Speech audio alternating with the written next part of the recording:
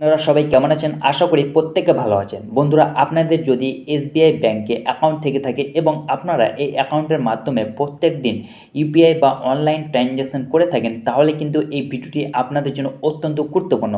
কারণ রিসেন্টলি ভারতীয় state bank তাদের কাস্টমারদেরকে ইউপিআই অর্থাৎ অনলাইন ট্রানজ্যাকশনের উপর একটি নির্দেশিকা জারি করেছে, যেখানে বলা হয়েছে প্রত্যেক কাস্টমার একটি নির্ধারিত সীমার মধ্যে ইউপিআই বা অনলাইনে ট্রানজ্যাকশন করতে পারবে। এর বেশি যদি ট্রানজ্যাকশন করা হয়, তাহলে কিন্তু আপনাকে মোটা অঙ্কের ফাইন দিতে হতে পারে।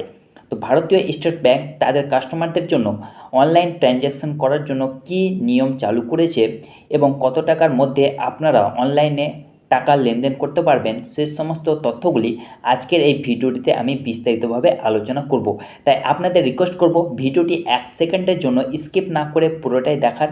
আর আপনি যদি এই চ্যানেলে নতুন হয়ে থাকেন, তো চ্যানেলটিকে অবশ্যই সাবস্ক্রাইব করে পাশে থাকা বেল আইকনটিকে অন করে রাখবেন। তো বন্ধুরা, দেরি না করে চলুন শুরু করা যাক।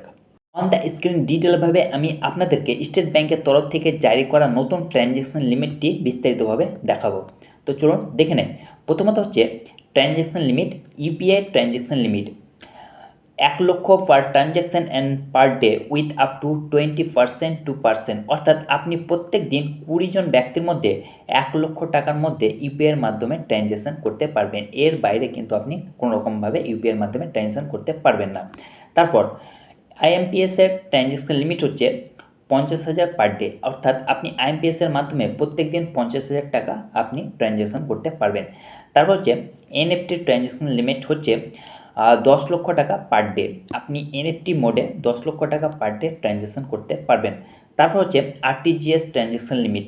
আরটিজিএস ট্রানজ্যাকশন লিমিটও আপনি পার ডে 10 লক্ষ টাকার মধ্যে করতে পারবেন।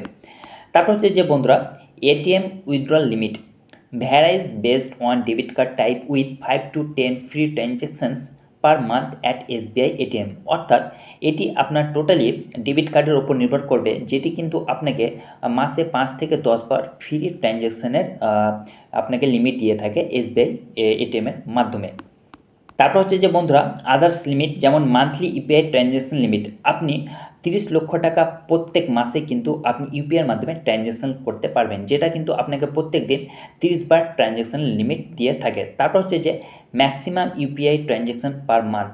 আপনি 600 প্লাস কাস্টমারের সঙ্গে আপনি ট্রানজ্যাকশন করতে পারবেন ম্যাক্সিমাম ইউপিআই ট্রানজ্যাকশনের মাধ্যমে। তারপর হচ্ছে যে বন্ধুরা, নিউ ইউজার ইউপিআই লিমিট, যেটা 5,000 থেকে 5,000 টাকা আপনি 24 ঘন্টার মধ্যে নতুন ইউজার যারা রয়েছে তারা কিন্তু ইউপিআইয়ের মাধ্যমে ট্রানজ্যাকশন করতে পারবে। যাদের অ্যান্ড্রয়েড ফোন রয়েছে তারা কিন্তু 24 ঘন্টার মধ্যে মাত্র 5,000 টাকা, আর যাদের আইওএস রয়েছে অর্থাৎ অ্যাপেলের মোবাইল, তারা কিন্তু 5 দিনের মধ্যে 5,000 টাকার বেশি ট্রানজ্যাকশন করতে পারবেন না।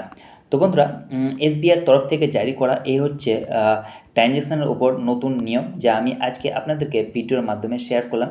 ভিডিওটি যদি ভালো লাগে, ভিডিওটিকে অবশ্যই লাইক করবেন, বন্ধুদের মাঝে শেয়ার করবেন, আর চ্যানেলটিকে অবশ্যই সাবস্ক্রাইব করবেন।